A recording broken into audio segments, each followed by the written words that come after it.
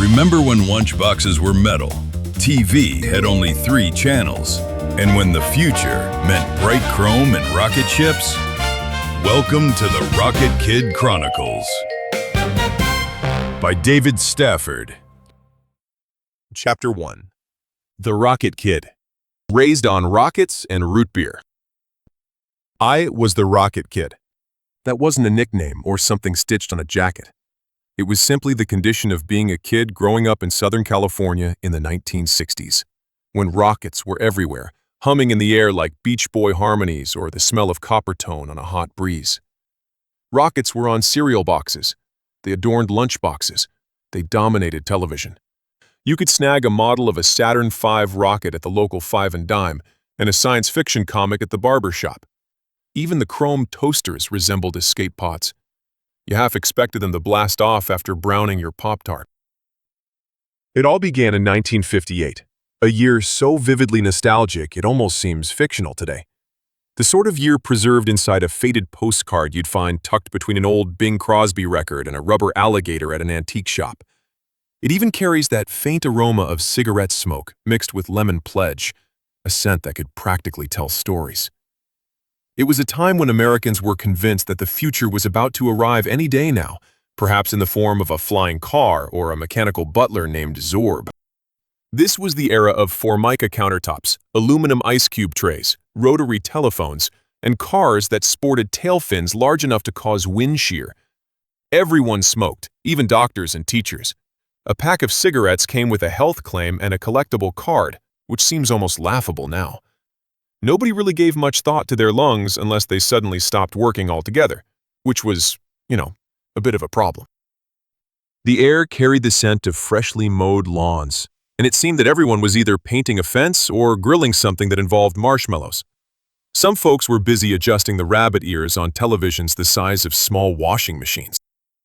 Teenagers, once a rare and awkward transitional phase between child and employee, had recently emerged as a formidable economic force. They had their own music, their own dances, and their own hormones, which terrified their parents to no end. Sock hops and soda fountains became the temples of this new youth culture, where boys with ducktail haircuts and girls in poodle skirts shared cola floats and flirted to the dulcet strains of Buddy Holly and Chuck Berry, all while their parents looked on with a mix of fascination and dread. By 1958, television had cemented itself as the undisputed high priest of American households. The average home likely had a TV in the living room, perched precariously on a stack of Sears Roebuck catalogs to achieve just the right height. Shows like Leave It to Beaver imparted moral lessons like always tell the truth and never trust a boy named Eddie. Westerns dominated the airwaves, and thousands of children galloped around their neighborhoods on imaginary horses named Trigger or Butterscotch, living out grand fantasies of adventures without actual spurs. As for cinema, aliens always seemed to land in the Nevada desert. That was where all the secret stuff was happening: bomb tests, UFO sightings, and the culinary breakthrough of Jell-O salads. The atomic age infused every nook of pop culture, and scientists genuinely believed radiation was the answer to everything. Power a city? Sure. Shrink your tumors? Absolutely. Enlarge your chickens? Why not? Possibly even clean your carpets? Well, let's not get ahead of ourselves. Alaska and Hawaii were still auditioning for statehood, and America was a delightful technicolor dream of contradictions, innocent yet smug, progressive yet stifling. In politics, a senator from Wisconsin named Joseph McCarthy had only recently flamed out, leaving behind a legacy of paranoia, ruined careers, and astonishingly large jowls that seemed to have a life of their own. Dwight D. Eisenhower, a man who seemed to be made of equal parts grandfatherly calm and military starch, was midway through his second term. He wore that constant expression that suggested he was both vaguely amused and entirely done with Washington's antics, as if surrounded by a bunch of toddlers having a spirited tantrum. His presidency floated on a cloud of post-war optimism, tempered by military-grade conservatism. Behind that broad grin was a man wrestling with the twin forces of communism and constipation, though not necessarily in that order. American optimism marinated in a Cold War glaze, while the world blissfully ignored the full implications of splitting atoms for fun and profit. Americans were doing their utmost to pretend it wasn't utterly terrifying.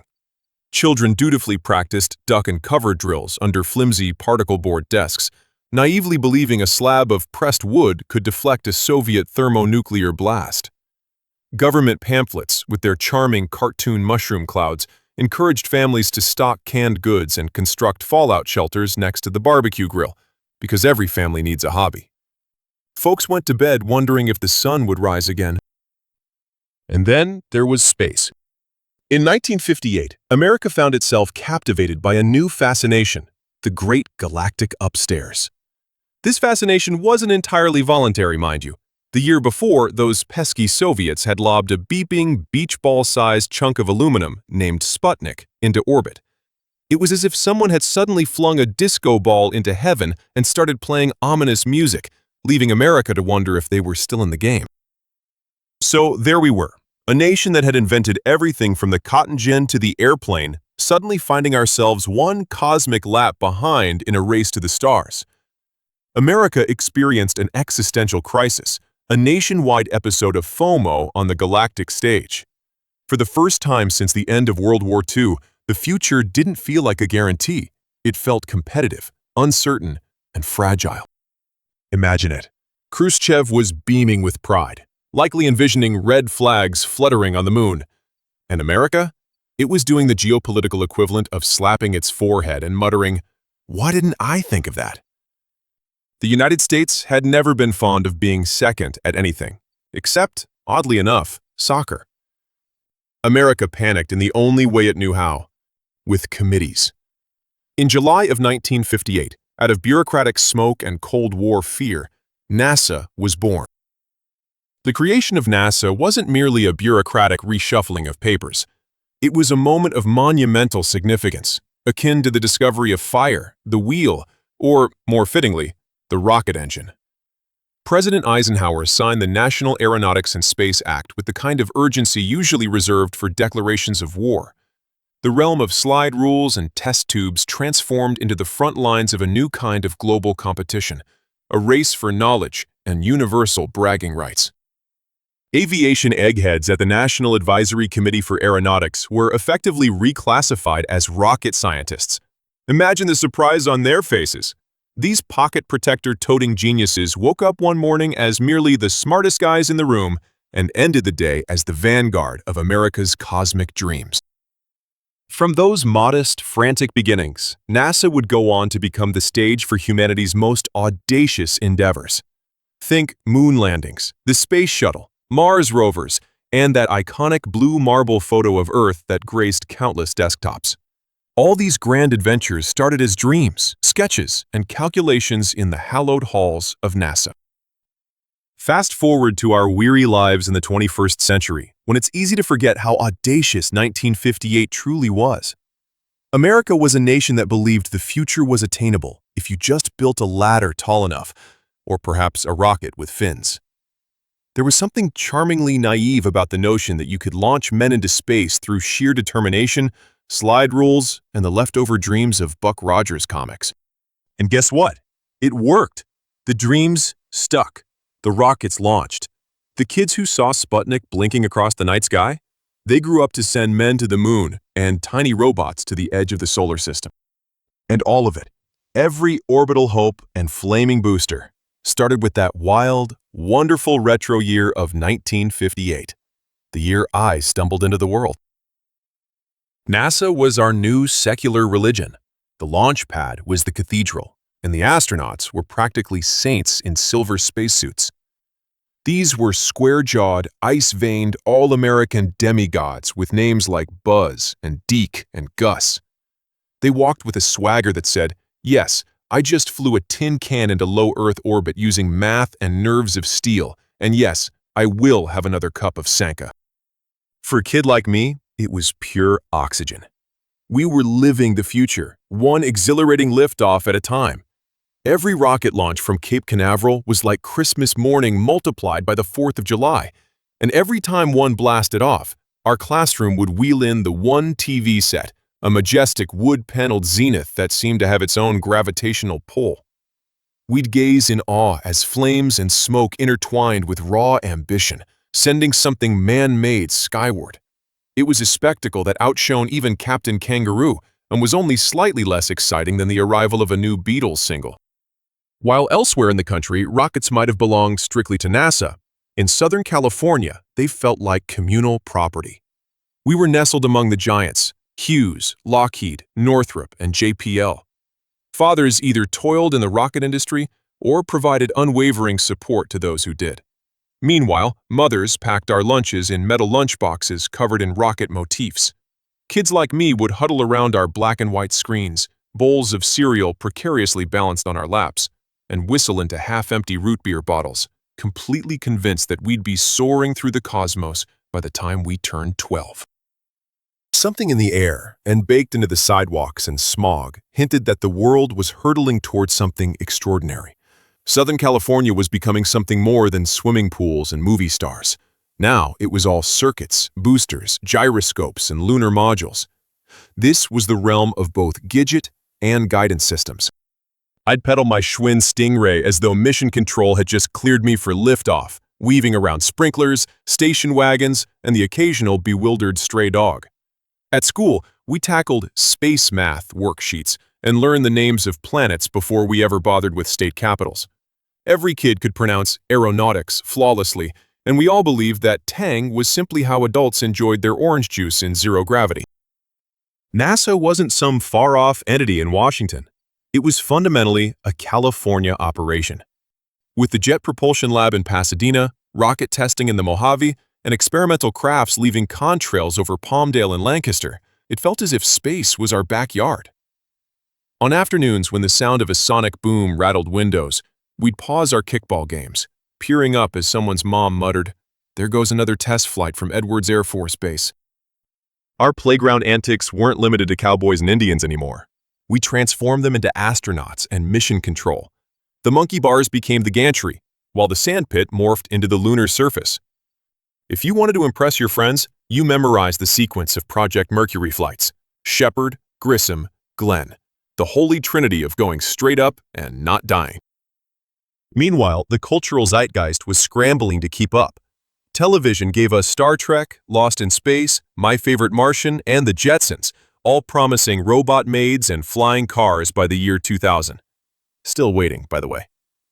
Just a casual freeway drive away, Disneyland beckoned with Tomorrowland, where you could lounge in a gigantic moonliner and soak in the visionary ramblings of rocket scientists who wielded dry erase markers and a sprinkling of hope. The music reflected our aspirations. Surf rock pulsated from transistor radios everywhere. The Ventures and Dick Dale unleashed reverb-heavy instrumentals that felt like the perfect soundtrack for a NASA re-entry. The folk revival, with Peter, Paul, and Mary crooning about "Blowin' in the Wind," gave us an anthem that resonated with a generation raised under mushroom clouds and fallout drills. In 1964, the Beatles soared into our lives and arguably eclipsed even the shock of Sputnik. They didn't need rockets. All they required was mop tops and a catchy hook. Pop charts evolved into battlegrounds between earthly teenage love and celestial ambitions. Please Please Me landed on one side, while Telstar by the Tornadoes rocked the other. NASA kept climbing ever higher. Each Gemini mission edged us closer to President Kennedy's audacious, poetic dare. We choose to go to the moon. It sounded almost like we choose to swim to the sun. But we bought it with naive enthusiasm, because in California, lunar travel felt like an absolute certainty. After all, we had freeways with no speed limits and diners that never closed. How much more difficult could it be to reach the moon? It's laughable, really, how much optimism we lugged around like a bottle of sunscreen. We lived beneath a smog-filtered sky, grooving to Herb Alpert records as we watched rockets lift off from our living room televisions. We were absolutely convinced it was going to work out. Why? Because we were Americans. Because we were Californians. Because we were kids. And me? I was the Rocket Kid. I didn't just devour popular science or know the difference between a Redstone and an Atlas rocket. I believed in the future, in countdowns, in the potential of spacewalks, in the conviction that right beyond our solar system lay the answers to life's greatest mysteries. Sure, they might have seemed out of reach, but not for long. I believed in the magic of flame, thrust, and mathematics. I believed in astronauts with nerves of steel, clad in Velcro suits. I believed in engineers, clad in short-sleeved shirts and skinny ties, perpetually clutching their cups of lukewarm coffee. I believed in sun-baked, space-crazed California, a land where the surf met the stars and the sidewalks vibrated to the sound of liftoff. I was the Rocket Kid. We all were.